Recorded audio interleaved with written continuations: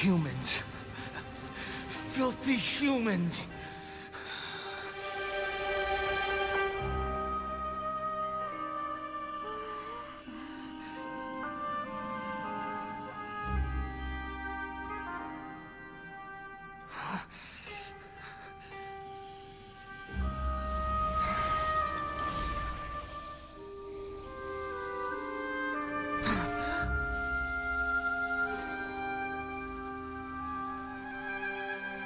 No!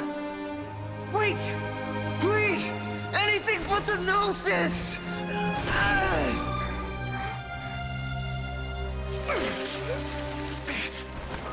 That's mine! Don't even try! I'll never go back!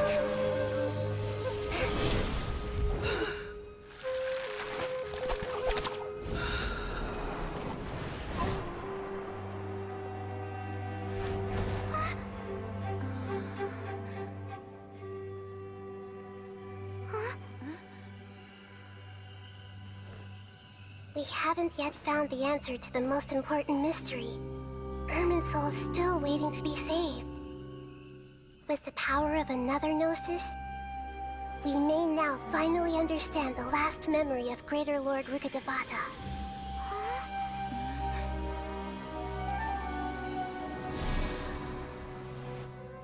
This is... That's right. This is the last memory of my predecessor.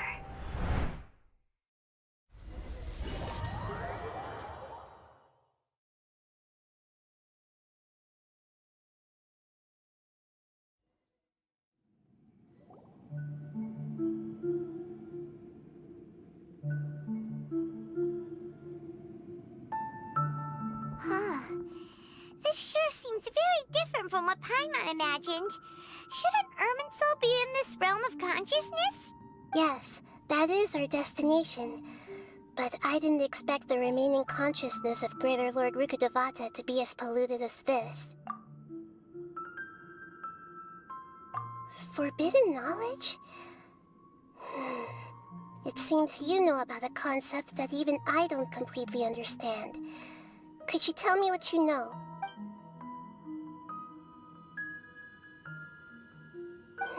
Your inference seems logical enough. Forbidden knowledge once polluted the desert thousands of years ago, but was successfully repelled thanks to King Deshret's self-sacrifice, and Greater Lord Rukkhadevata nearly exhausting her power. Then, a second instance of forbidden knowledge pollution occurred during the Conria Cataclysm 500 years ago. But I'm afraid it is much more serious this time, with Irminsul itself already in danger. So, if we're in the remaining consciousness of Greater Lord Rukkhadevata, and it's also been affected by forbidden knowledge pollution, then does that mean, in order to save us, Greater Lord Rukkhadevata? Yes. It's very possible that she sacrificed her life in the fight against forbidden knowledge. She didn't completely eradicate forbidden knowledge, but if it weren't for her actions, the pollution would have been far more rampant over these past 500 years. The way that everyone, including me, has forgotten everything about forbidden knowledge may very well be due to her restoration of Irminsul. Aww. Do you feel sad, Nahida? I'm just sharing her pain. The pollution of her consciousness here is severe. There is madness, chaos, and pain all around us. Did she fight to resist the forbidden knowledge pollution in such terrible conditions, all the way up to her last breath?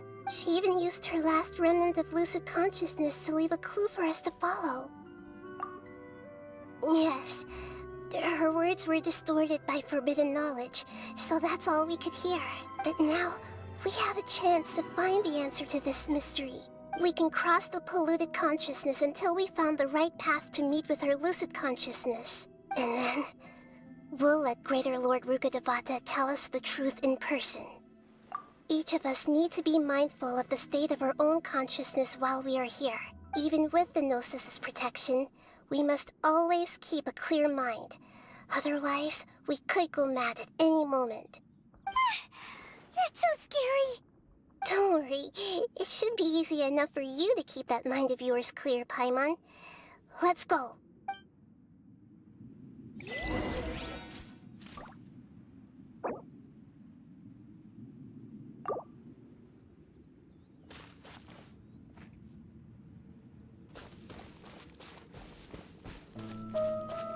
Are we in the air?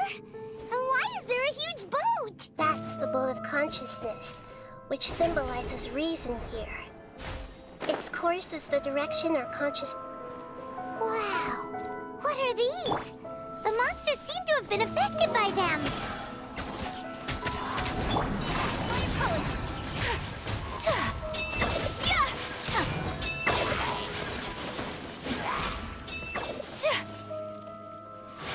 Whirling snow!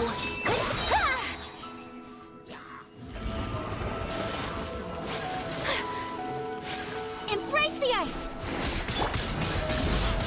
Here's backup!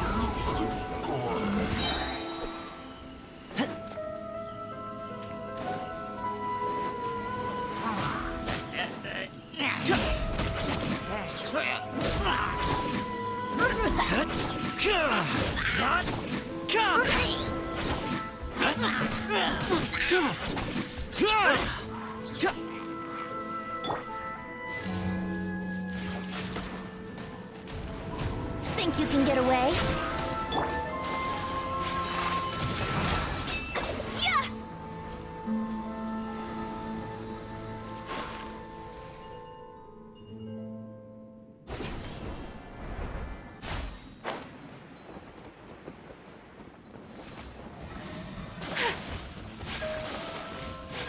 My apologies!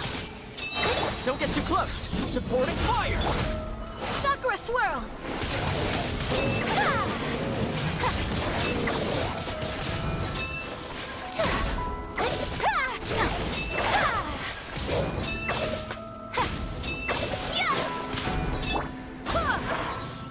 Barbados, guide us. Take flight.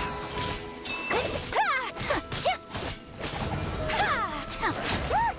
A four-leaf sigil has appeared in the sky!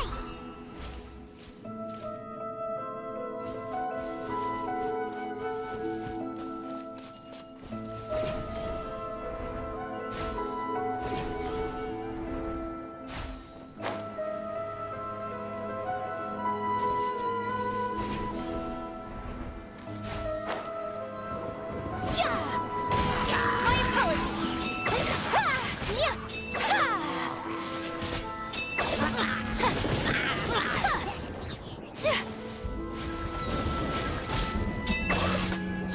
Take flight.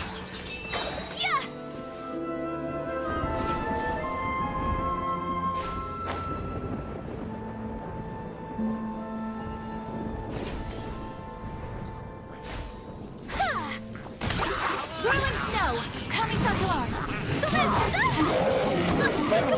Fire it up! I got you covered!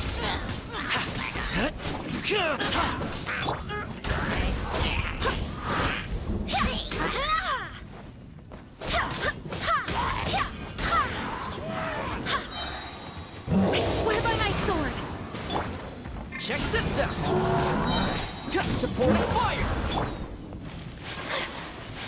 Take flight.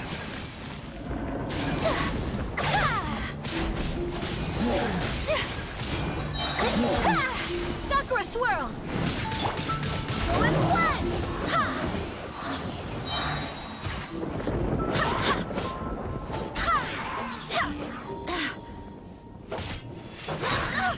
Barely a scratch. To control the boat of consciousness, we need to find the helm first.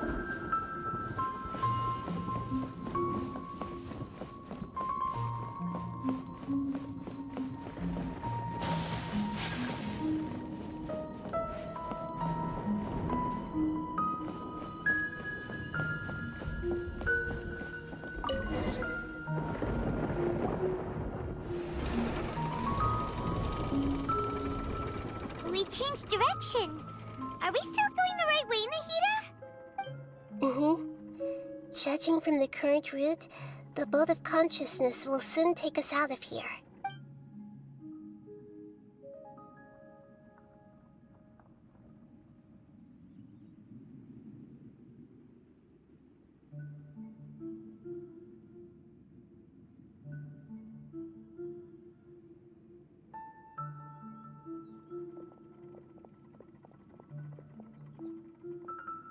We'll be arriving at our destination soon.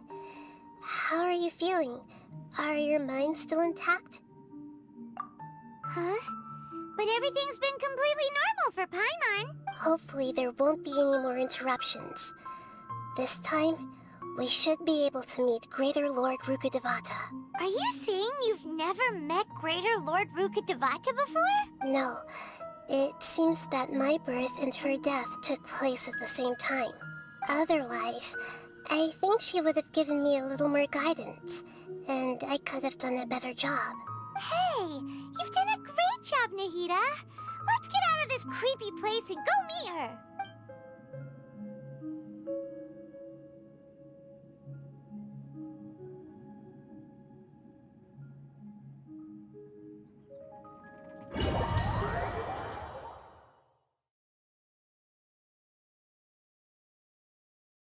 So, is this the place you were talking about? The base of Irminsul?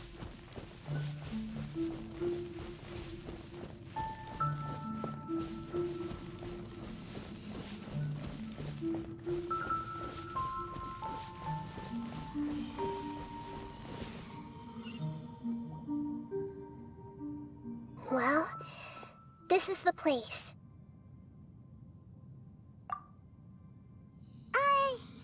We're here to find Greater Lord Rukkhadevata, right? But the one standing over there is... Is that...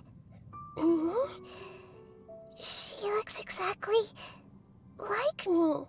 Are you Greater Lord Rukkhadevata? Yes, that's me. Are you surprised by my appearance? Irminsul and the surrounding lands have been reproduced here as they were years ago. But this is just a realm of consciousness. We are manifestations of the same nature. Hence why we would appear exactly the same. We're of the same nature.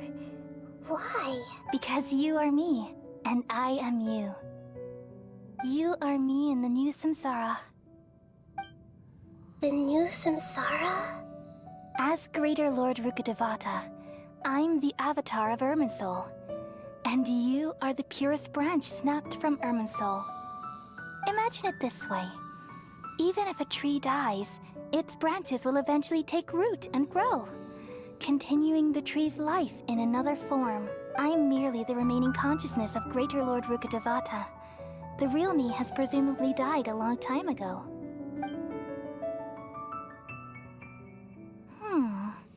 Judging from your appearance, I've probably been dead for 500 years.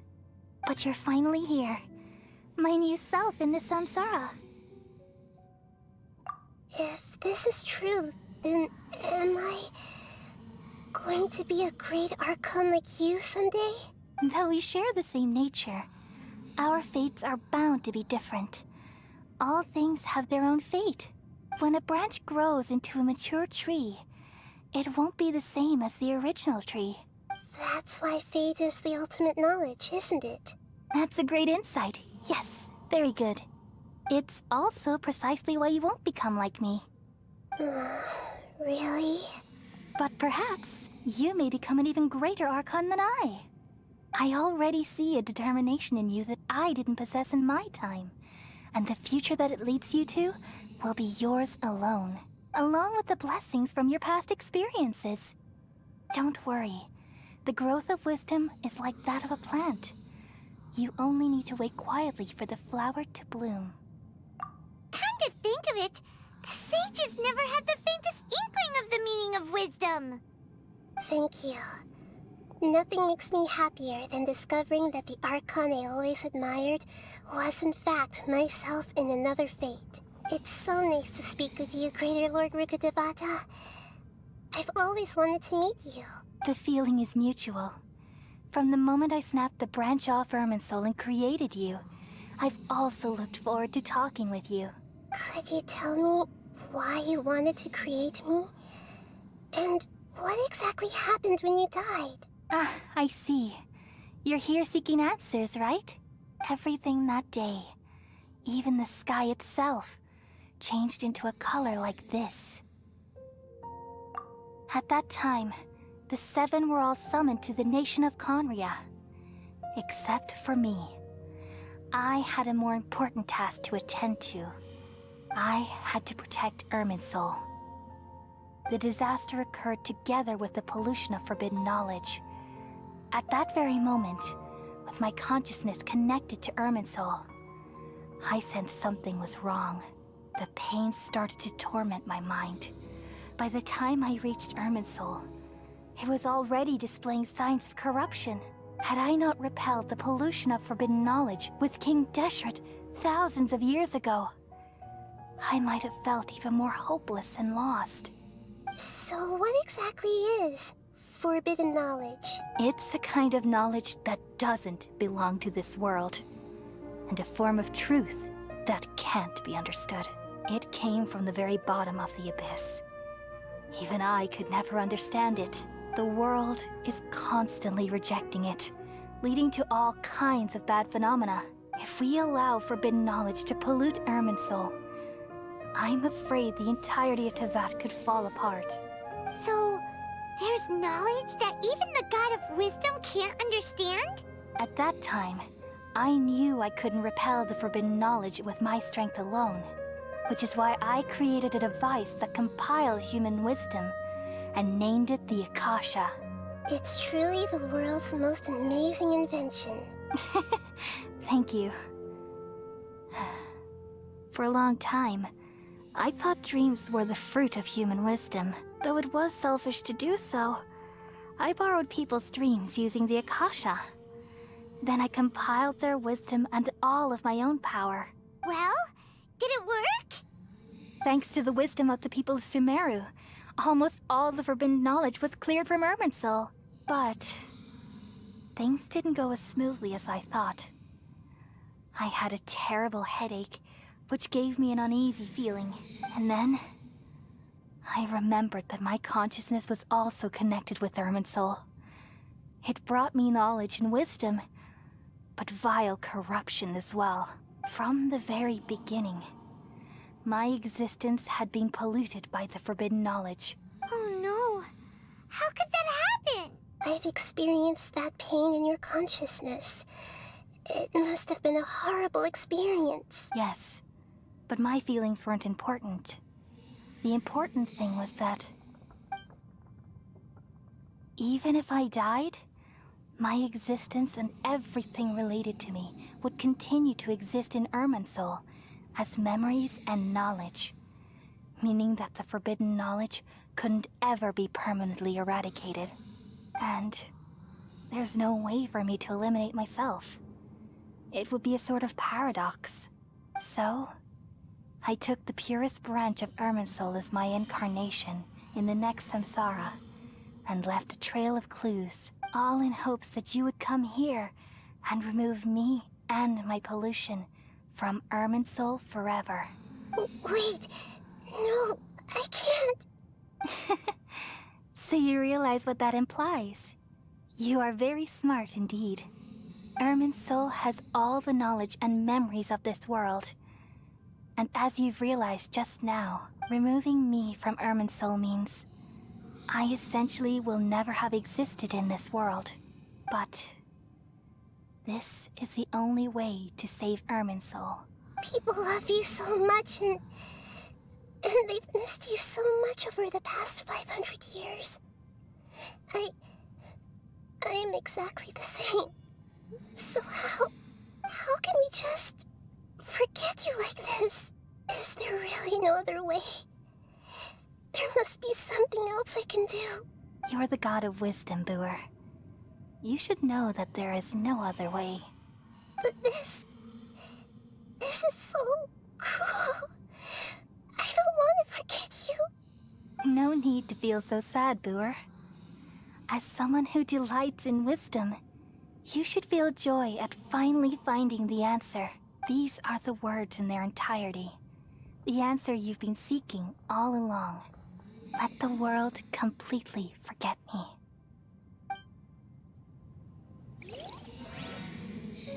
We all nestle under the great tree of wisdom, peering out to perceive the world. From the earth and from the rain, we perceive its wonders, until we become a white bird to perch atop a branch, and finally snap off the most important leaf. Once upon a time, I alone dreamed in this world. In my dreams, everybody would also dream after they fell asleep. Wild and wonderful thoughts would emerge from their minds. Some tumbled to the ground, and others floated to the sky, connecting all things in the world into one dazzling net. Among a plethora of worlds were numerous smaller worlds, all of fate, finding within the tapestry their brilliant glow. I gradually understood that these indescribable and constantly changing things are the most profound things in the world. Only they can completely repel the madness. Only dreams can awaken consciousness from the deepest darkness.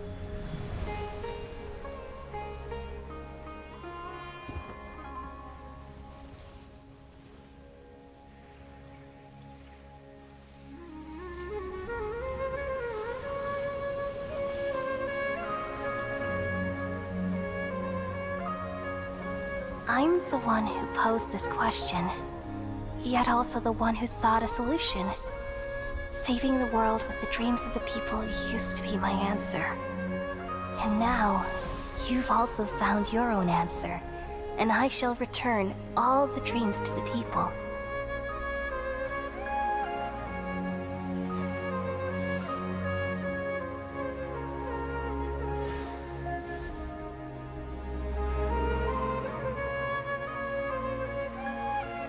Goodbye, people of Sumeru.